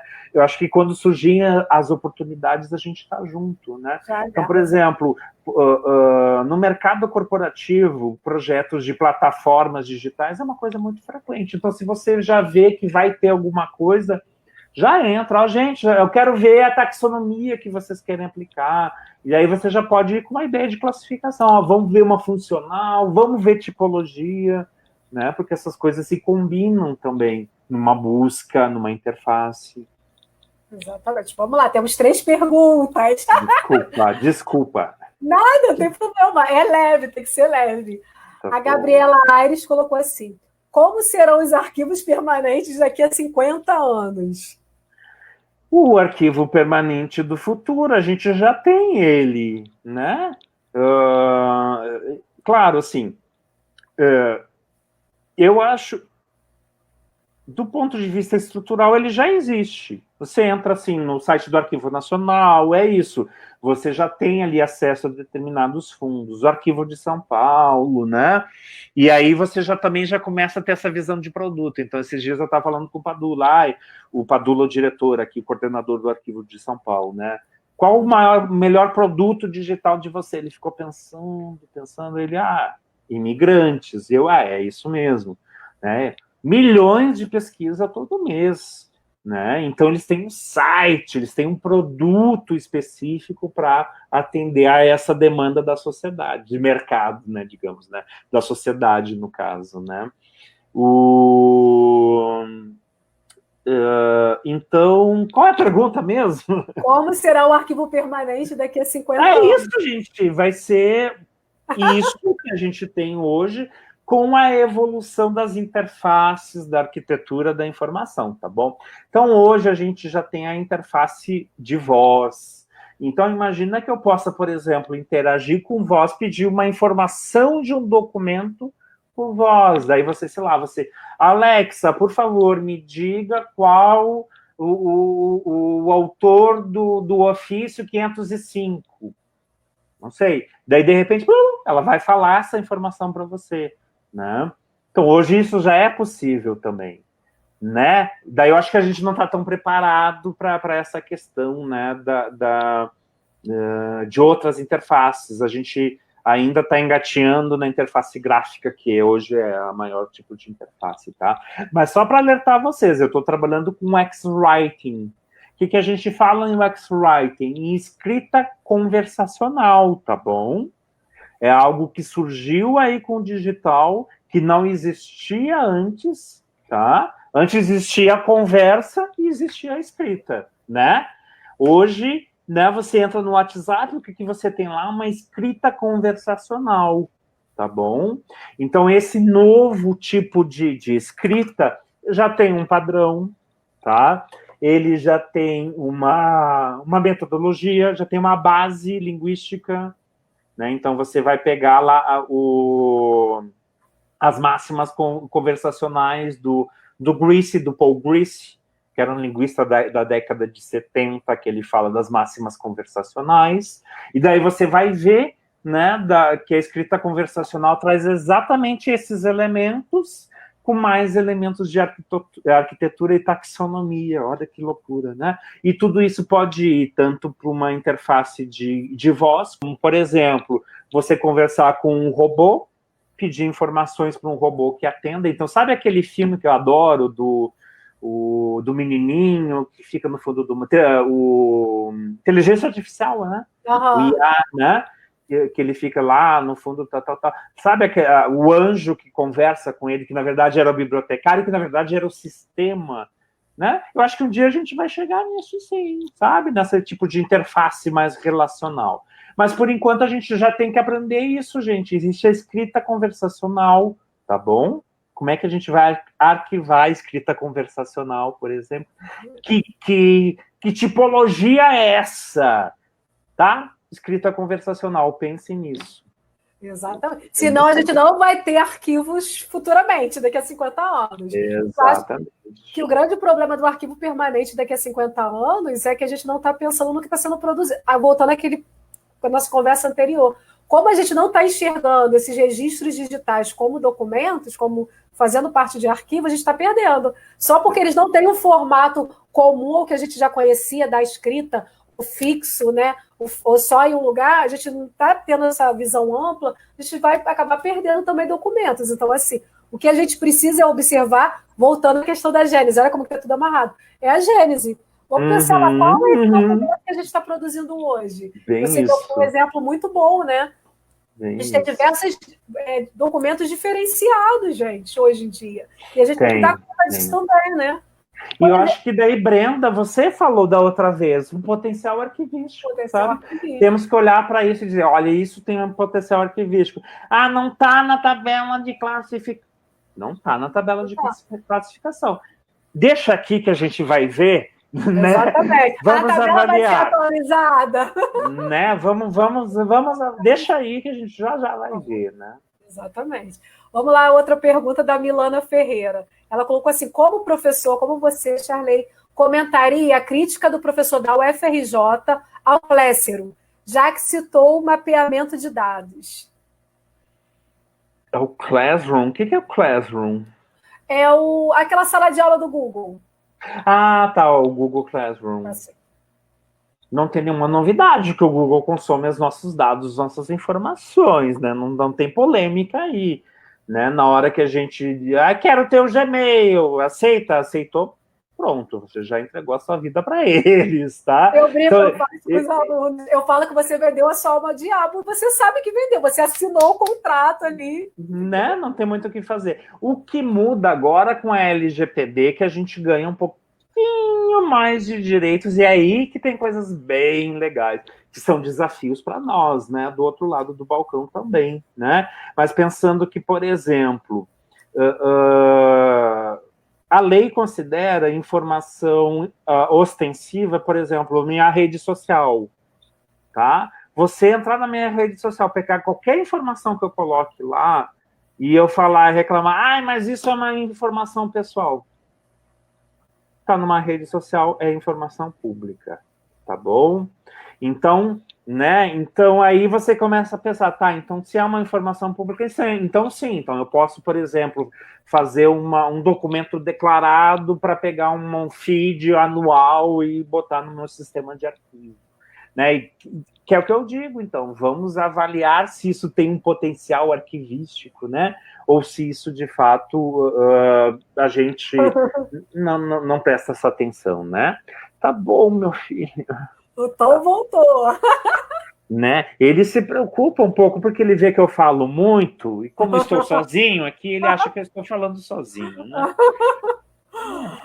Charley, para a gente finalizar, vou ler mais uma pergunta. Desculpa a gente ter avançado na hora, eu falei para você. Imagina, tá muito gostoso, né? Então, a gente tem a pergunta do Yanomani Costa. Yanomani, beijo. Yanomani, seu aluno. Não, ele é meu amigo desde a época de faculdade. Que legal. Muito tempo que eu não vejo. Ele hoje é arquivista da Biblioteca Nacional. Yanomani, beijo, querido. Ele colocou assim, sobre as redes sociais, os dados são das pessoas que postam ou da empresa dona da rede? Vai depender do que você assinou, tá? Mas, teoricamente, você é como é que fala na LGPD? Você é o carregador dos dados. Os dados são seus, né? E você assinou um contrato que eles podem ter esses seus dados e que eles podem usar em determinadas coisas, tá?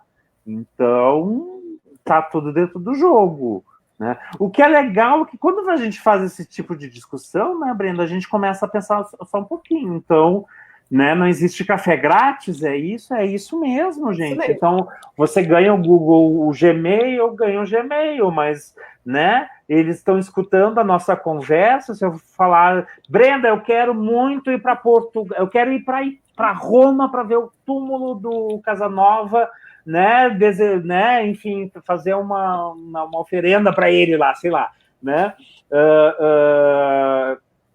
Eu entro no Gmail, vai ter um anúnciozinho ali, pacotes para Roma.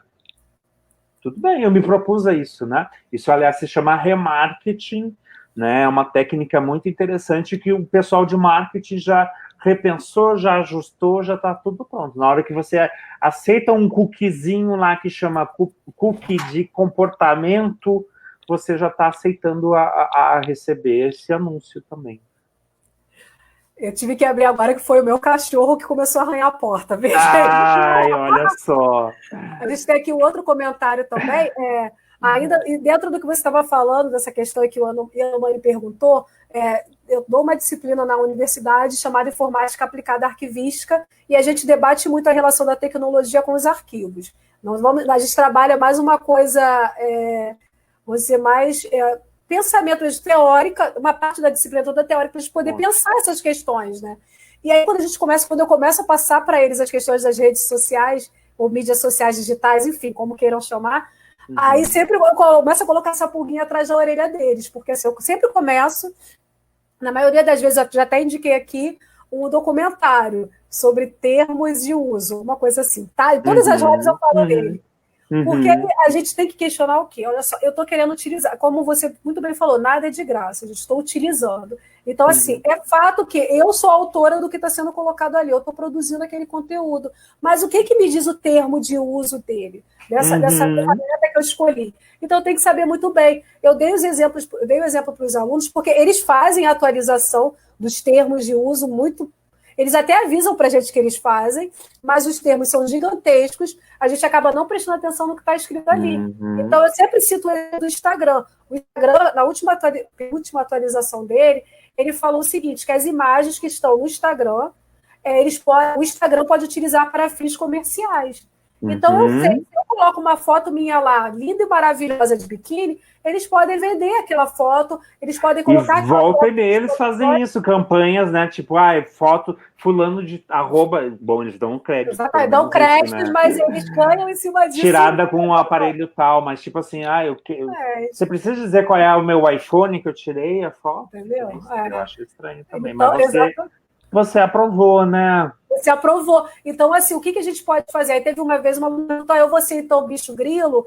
Eu falei, olha só, não tem como, voltando, não tem como fugir da tecnologia. Não. O que a gente tem que saber é o terreno que a gente está pisando para não levar susto. Voltamos ao susto. Então, eu tenho que saber o que essa mídia me proporciona. É ela, de fato, que eu quero? Não, ela abre muitas fotos. Então, eu já vou começar critérios para o tipo de foto que eu vou publicar nelas que eu não quero publicar. É isso que eu ia dizer. Você tem comandos ali que você consegue manter um nível de privacidade, se você quiser. Por exemplo, eu tenho a opção de, para quem não é meu amigo, não consegue ver a minha lista de amigos. Exatamente. Né? Isso é bom, isso já é uma privacidade, né? Eu não boto se eu sou casado, se eu sou solteiro, não boto o meu endereço. Né? Mas claro que a gente sabe se alguém quer e vai atrás, que você uma hora botou, aqui na vizinhança tem como. Né? Mas daí já é outra coisa. Outra coisa é a questão das redes sociais, eu acho até que a gente está mais maduro para utilizar ela, porque se a gente lembrar no início, lá do Orkut, principalmente, o pessoal colocava a vida. Depois, quando surgiu o Facebook, o pessoal tirava foto no vaso sanitário para falar que estou indo ao banheiro.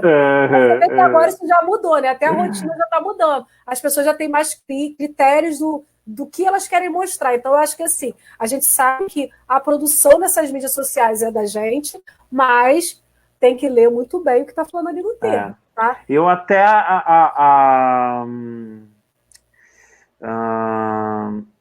que eu ia te falar disso? Eu acho que tem essa visão, primeiro, assim, de, orgânica. Eu acho que essa coisa da visão orgânica é bom a gente sempre aplicar, tá? Porque existem informações que são orgânicas e que não estão vinculadas a um processo decisório, por exemplo, né?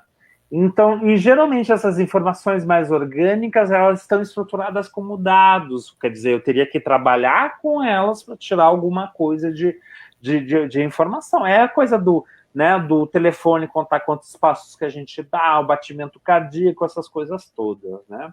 Que, aliás, é a nova fronteira tecnológica, esses gadgets cada vez mais, as pessoas fazem exercício e contam quantos passos dão, qual foi o nível de oxigenação, né? Essa coisa toda. Esses dados, eles de alguma forma, você já autorizou a posse deles, né?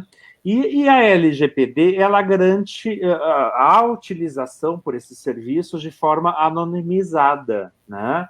Ou seja, eu posso saber, por exemplo, quantos mil pessoas deram 5 mil passos no dia de hoje, eles podem ver, mas eles não conseguem chegar lá, eles não podem chegar, tipo assim, o Charlie deu 5 mil passos no dia de hoje, né? Eles têm que saber, tipo assim, sei lá, na região tal de São Paulo, X pessoas deram 5 mil passos, aí eles podem, né? Então, a gente também está fornecendo um conhecimento importante coletivo, né? E aí tem a ver com o começo da nossa conversa, né? Que você começou falando, essa coisa de juntar, né? De trazer conhecimento. Tem a ver com isso, e me lembra muito o livro do Chris Anderson, que é o cara da cauda longa, né? Ele escreveu um livro chamado Cauda Longa, que ele olha para a economia digital, e ele diz, olha, temos uma cauda longa, um hit, né? E depois pequenas especializações, né? Então é mais ou menos isso que a gente tem hoje, né? Hit de, por exemplo, de comida, pizza, McDonald's e macarrão, sei lá. Né? E depois cada longa, é comida árabe, comida japonesa, comida isso, aquilo. Né? Então essa é a ideia da cauda longa. Mas antes de escrever da cauda longa, ele olhou muito para o comportamento das pessoas, né? Mais ou menos o que eu fiz na arqueologia, mas perto do Chris Anderson, nada, né? Mas o Chris Anderson, daí ele comparou, né, as pessoas com as formigas, e é muito legal, né? O nosso comportamento na rede social é parecido com o comportamento das formigas no dia a dia, né? O que elas fazem? Elas são... Você já ouviu falar da formiga rainha? Tipo, tem a abelha rainha, né? Não existe a formiga rainha, né? De alguma forma, elas têm uma forma em rede de estruturação, e cada uma sabe o que fazer. O mais incrível é isso, né? E aí ele descobriu que quando elas, sabe, naqueles caminhozinhos que a gente olha no chão, quando a gente é criança, fica aquela coisa, olha no chãozinho, vê as formiguinhas caminhando, com pedacinho de folha, né? Quando elas se cruzam, elas tocam anteninha uma na outra. E aí elas trocam muita informação nesse momento. Então você sabe se tem um perigo lá adiante, se ainda tem comida lá para ir buscar. A todo momento você é atualizado, né? A cada vez que você está tocando a anteninha em algo, né? Que você está cruzando ali. É mais ou menos isso, então, que a gente fez aqui hoje, né? Batemos aí as nossas anteninhas muito hoje, né? Gostei, verdade. Brenda, muito obrigado. Não, mas peraí, antes eu tenho uma colocação da Paula Cotrim que não tem como deixar passar, é muito rápido. Eu achei que já estava. Não, até porque eu tenho aula 8 horas. Não, eu tenho que dar aula 8 horas. Ai, vamos lá. A Paula Cotrim, ela colocou assim, muito dessa produção intelectual digital, lives, webinar, na pandemia, se for produzida por um vínculo universitário, por exemplo, por um projeto de extensão, é de guarda permanente. Será que está sendo arquivada digitalmente nos repositórios das universidades ou estão só nas nuvens do Facebook ou do Instagram? Só uma questão para refletir, ela colocou assim. É para refletir.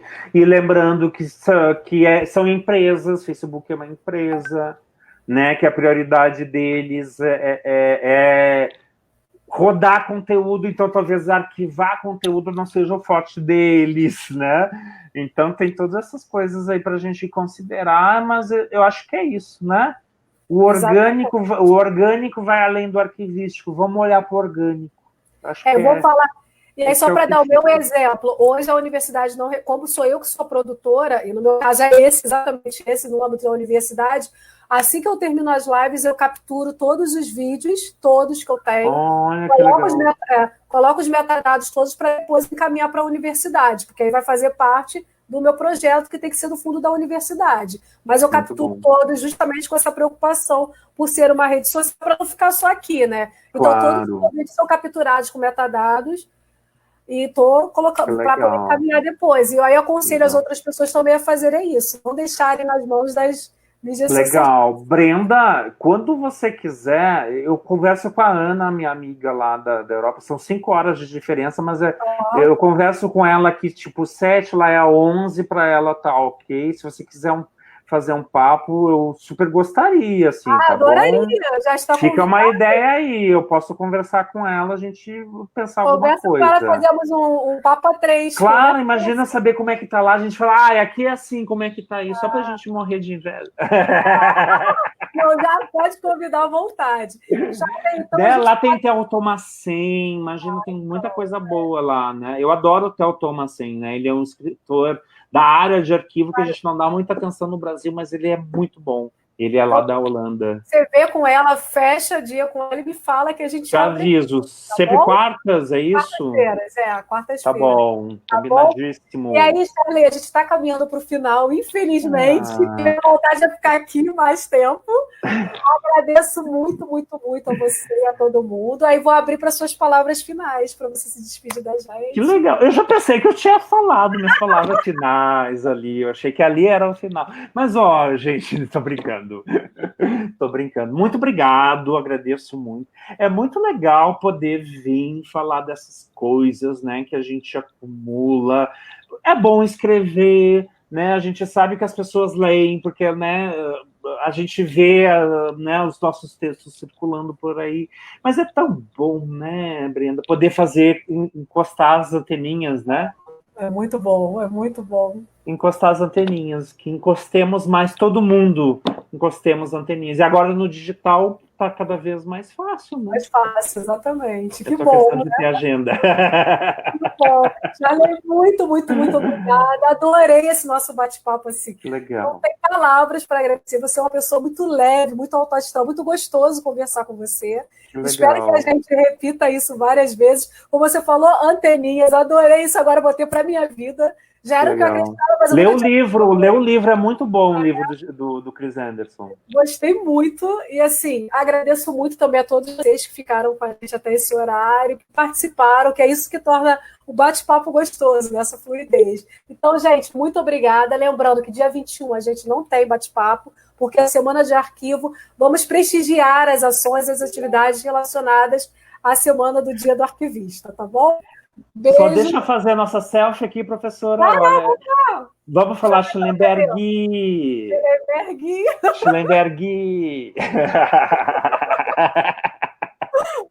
Só você para fazer rir. Obrigada, gente. Beijo. Boa aula, professora. Até mais. Até mais.